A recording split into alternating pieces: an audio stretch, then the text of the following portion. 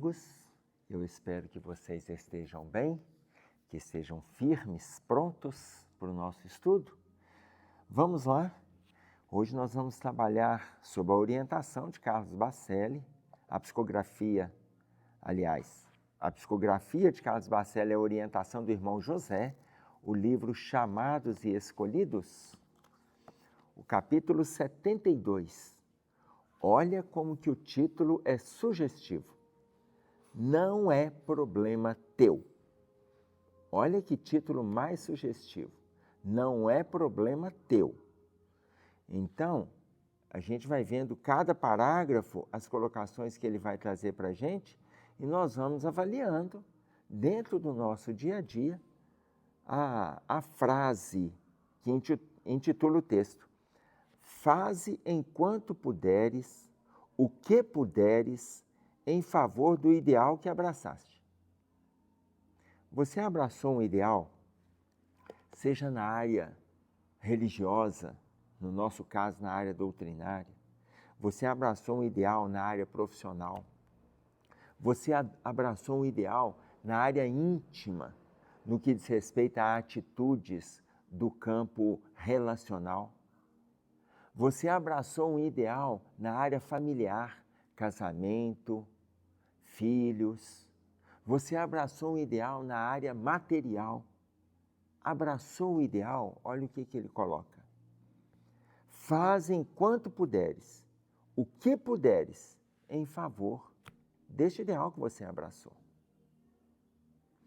Esforça-te no limite de tuas forças e possibilidades. Olha como que essa frase nos remete à lei do trabalho no Livro dos Espíritos, na terceira parte, quando na questão 683 ele fala sobre o limite do trabalho. E o que a espiritualidade... Aliás, é uma pergunta que Kardec faz. Qual é o limite do trabalho? E aí a espiritualidade responde: o limite das suas forças. Olha a colocação. Esforça-te no limite de tuas forças e possibilidades. Então, você vai lutar em cima daquilo que está chegando para você. Não adianta a gente inventar. Tem coisas que a gente não está preparado para fazer. Graças a Deus. Nem todos nós estamos preparados para tudo. Nem todos nós damos conta de tudo. Cada um está preparado para algo. E aqui eu quero estabelecer com vocês a diferença entre conhecimento e sabedoria. Por que tem uma diferença? Nem toda pessoa que tem conhecimento tem sabedoria. Nem toda pessoa que tem sabedoria tem conhecimento. Então é diferente, conhecimento é isso que nós estamos fazendo aqui. A construção teórica, o embasamento na referência bibliográfica, a consulta de livros, a troca de ideias, isso tudo está no campo do conhecimento. As pesquisas que a gente faz, seja no celular, no tablet, nas obras, isso tudo é conhecimento. Mas a sabedoria, aí nós temos duas vertentes. Uma, quando a gente dá conta de colocar o conhecimento em prática, sabedoria. Quando a gente não conhece nada no campo teórico, mas tem um investimento espiritual, emocional, moral, sabedoria. Muitas vezes você vai conversar com pessoas do interior, que não têm o conhecimento que as escolas tradicionais das cidades oferecem, mas eles têm uma sabedoria no trato com o ser humano, eles têm uma sabedoria no cuidado com a terra, eles têm uma sabedoria no cuidado com os pequenos animais, que muitas vezes nós não temos. Eles têm uma sabedoria em dar orientações, em indicar o norte para determinada estrada, que muitas vezes não saiu de nenhum livro, mas está saindo do estado íntimo deles. Ou seja, aquilo que está saindo do estado íntimo, que eu acrescento para vocês, que deve já ter uma bagagem espiritual, reencarnatória, está dentro do limite das forças e possibilidades. Então, exemplos simples. Nós temos empresários, políticos, médicos, que têm conhecimento. E muitas vezes falta sabedoria.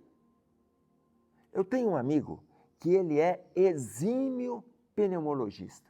Exímio pneumologista. Dá cursos, faz palestra, publica livros. No intervalo dos seminários dele, ele fuma um cigarrinho, 2. Depois ele retoma a fala dele. Veja, ele é exímio pneumologista.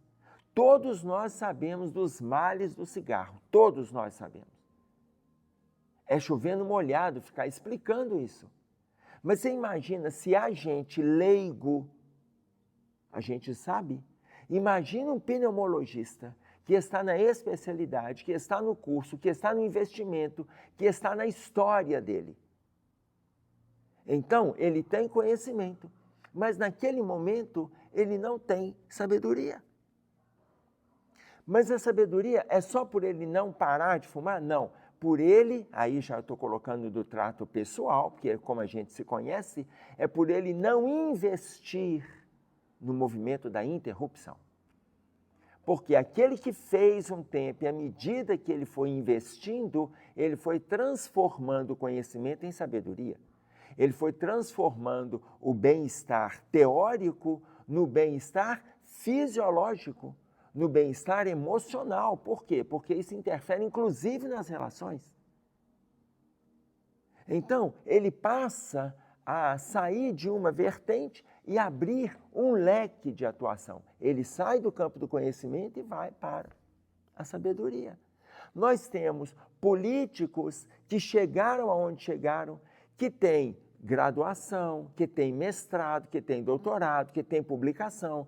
Nós temos escritores que têm graduação, que têm mestrado, que têm doutorado.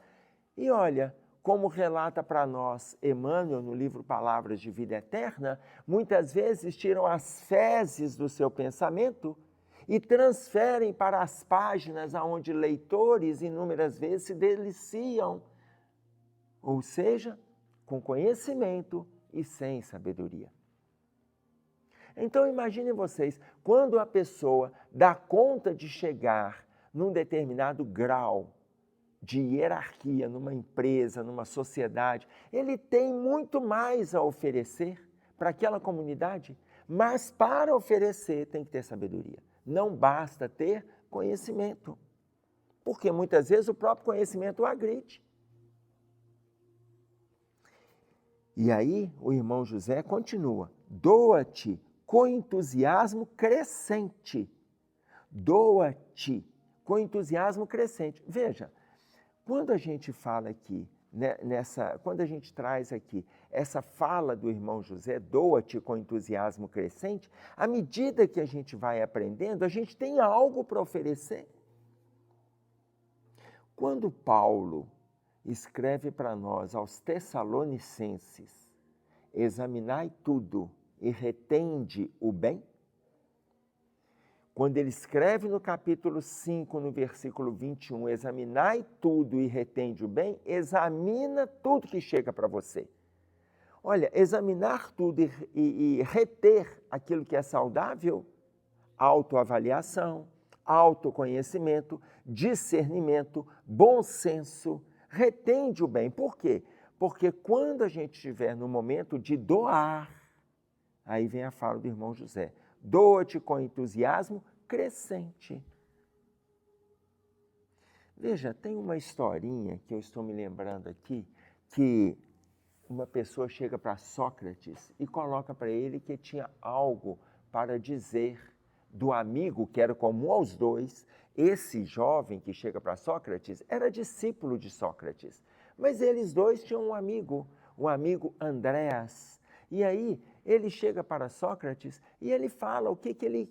Olha, estou com uma informação para te passar do nosso irmão Andréas. Mas ele chega tão afobado para poder contar para Sócrates. Sócrates diz para ele assim, espera um pouco.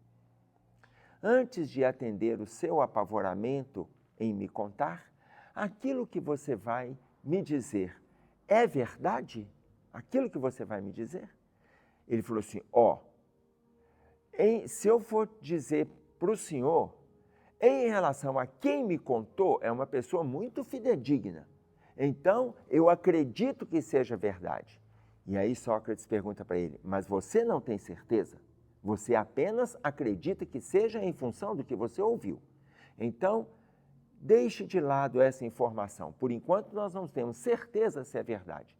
Aquilo que você vai me dizer é útil para o meu aprendizado, para o seu aprendizado e para que nós espalhemos, é útil? Aí, o jovem, não necessariamente. Pode ser que a gente consiga desfrutar, pode ser que não, pode ser apenas uma informação. Ele fala, então deixa de lado. Então aquilo que você vai me dizer do nosso amigo Andrés, é bom? Não. Se fosse em relação a você, perguntou Sócrates, você gostaria que falasse a seu respeito? Ah, não. E aí Sócrates volta para ele. Se você não tem certeza se é verdade, se é útil e se é bom, eu chamo, meu filho, disse Sócrates. Isso se chama três peneiras. Se aquela informação que você vai me dizer não é nem verdade, nem útil, nem bom, não passou pelas três peneiras, por que a gente vai continuar dizendo a respeito? Não precise me falar do nosso amigo Andrés. E o jovem se voltou no mesmo passo, pensando nos ensinamentos.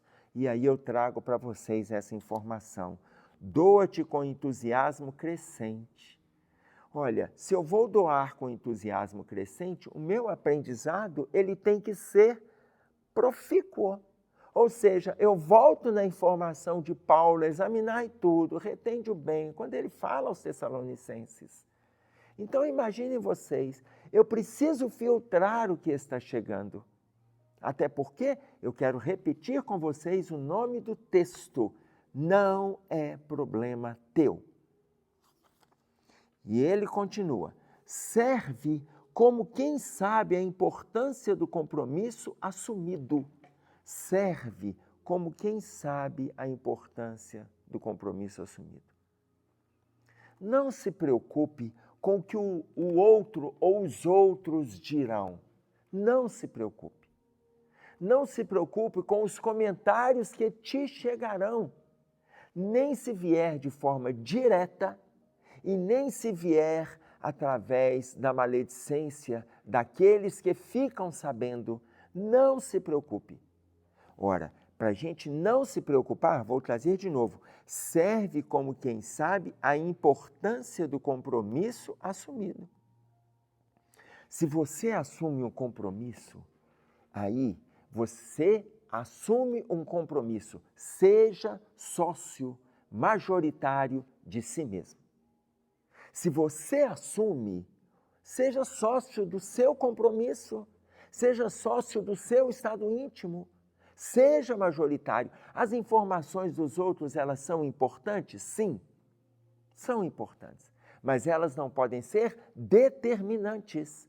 Não é isso que o Livro dos Espíritos ensina para nós na questão 459D, o Livro dos Espíritos? É isso que ele ensina? Os Espíritos influenciam na nossa vida? Eles colocam, influencia tanto. Mas, gente, ainda que a espiritualidade responda, influencia tanto, continua sendo influência. Porque aí a espiritualidade continua. Ordinários são eles que vos dirigem? Ora, se eles influenciam tanto, e essa influência, ela é intensa, ela é progressiva, ela é exaustiva, de ordinários são eles que acabam nos dirigindo. Atenção, acabam nos dirigindo. Ordinários são eles que vos dirigem, mas eles não determinam. Porque se esses espíritos determinassem a nossa caminhada, estava muito fácil justificar tudo, principalmente relacionado às perversidades, às agressividades, às impetuosidades, às estupidezes que estão acontecendo nas relações como um todo. Quando eu falo seja sócio majoritário de si mesmo, você é o responsável. Os espíritos influenciam na nossa vida? Influenciam. Ordinários são eles que nos dirigem porque a gente permite. Mas lá na frente, eu vou responder pela permissão que eu dei. Eu não vou responder pela direção que eles me deram. Porque o outro só me dá a direção quando eu permito que essa direção esteja na mão do outro. Então, quando ele coloca para nós aqui, serve como quem sabe a importância do compromisso assumido, serve como quem sabe. Eu estou com algumas relações, e aí eu estou colocando de casais, de amigos, de pacientes, aonde a arrogância masculina, e aqui eu quero ser claro, aonde a arrogância masculina, envolvido ainda com o álcool, eles saem da festa, da comemoração, do encontro de amigos e saem dirigindo, e a esposa que não bebeu, os dois saem juntos, e a esposa que não bebeu sai ao lado reclamando do porquê que ele não passa a direção para ela. Gente, é incabível essa falta de bom senso. Já que a pessoa ainda faz questão do álcool, ainda faz questão, um dia não fará mais, mas já que faz questão, ou não beba se for no evento, ou beba e use táxi, use Uber, use o transporte alternativo, ou vá com uma pessoa que não beba. Mas não abrace a arrogância de achar que nada vai acontecer. Porque na hora que acontecer, ninguém te libera da culpa a não ser você mesmo com o tempo. Você não se libera, não se liberta de uma culpa caso haja um acidente, imediatamente após o acidente, porque isso fica marcado na sua alma. Olha, seja sócio majoritário de si mesmo. Não transfira para desencarnados a responsabilidade dos teus enganos. Serve como quem sabe a importância do compromisso assumido. Assume o compromisso e passa a servir os outros. E se você não tiver condição, conta com a ajuda de quem está do seu lado. Agora, depois que não mais puderes, o que os outros irão fazer ou deixar de fazer já não é problema teu. E aí volta ao título. Porque esse é o título do texto. Agora, depois que não mais puderes, o que os outros irão fazer ou deixar de fazer já não é problema teu. E aí eu tenho colocado para esses amigos, voltando à ideia, minha filha, se você está no seu relacionamento e fala na frente do marido, e ele não aceita a sua colaboração, não aceita o seu envolvimento, não aceita você dirigindo, e ele tem que continuar bebendo, você pegue o transporte alternativo e ele leva o carro sozinho. Não faça isso com ele, muito menos não coloque os seus filhos na irresponsabilidade dele. Porque se ele assim prefere, a escolha é dele. E a partir daí, olha a informação que o irmão José traz. Depois que não mais puderes, o que os outros irão fazer, eu estou pegando um exemplo de duas pessoas numa questão conjugal, mas aqui em qualquer contexto, agora, depois que não mais puderes, o que os outros irão fazer ou deixar de fazer, já não é problema teu.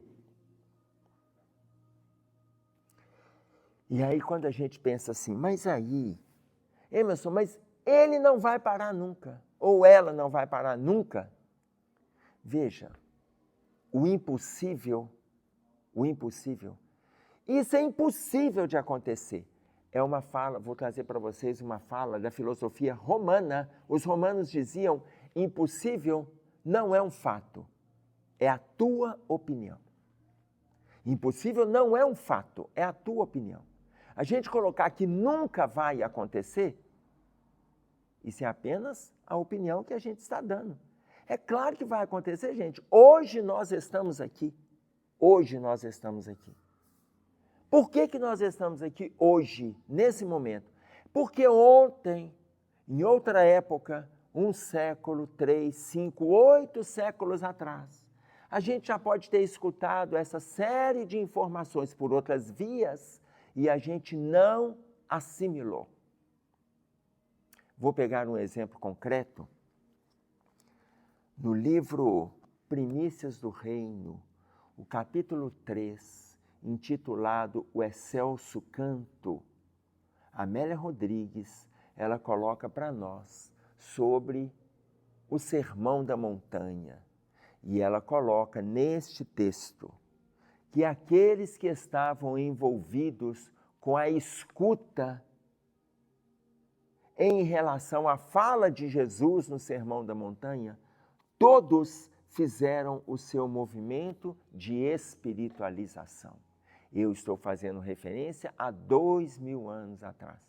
Nós estamos fazendo referência a milhares de ouvintes que ali estavam. Quando ela traz essa informação para nós, ora, a fala de um homem saiu mudando corações e reflexões de milhares de pessoas. E outra, milhares de pessoas que estavam em dor.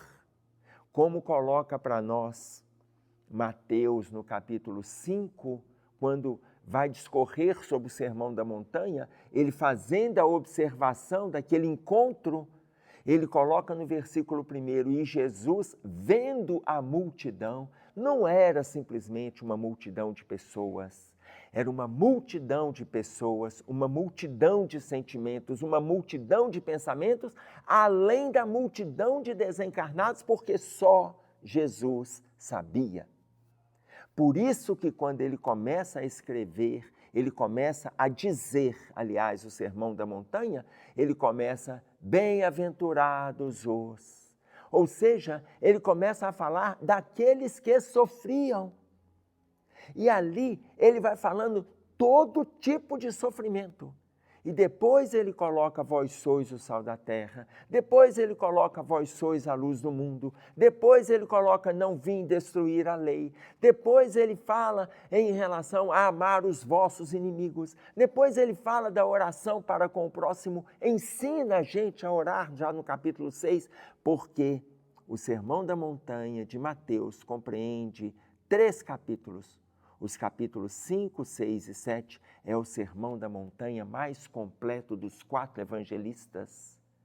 Então, imaginem vocês, se a pessoa não fizer o movimento de conversão naquele momento, não é problema teu, é o texto. Mas nós não podemos dizer que é impossível aquela pessoa mudar. Não é. Só que se a gente não muda hoje, pelas obras, a gente não muda hoje pelas orientações, a gente não muda hoje pelas orientações, a gente não muda, a gente vai mudar amanhã. Mas a não mudança de hoje não é problema nosso se o outro não faz o movimento de mudança. Mas que nós façamos o nosso movimento de mudança. E se o outro não fizer hoje, fará amanhã. Se não fizer de bom grado, fará pela dor. É assim conosco. Se a gente teve a chance de mudar há 8 séculos atrás e não o fizemos, hoje estamos aqui lutando para fazermos. É isso aí que nós tínhamos para trazer. Um abraço a todos. Até breve. Fiquem com Deus.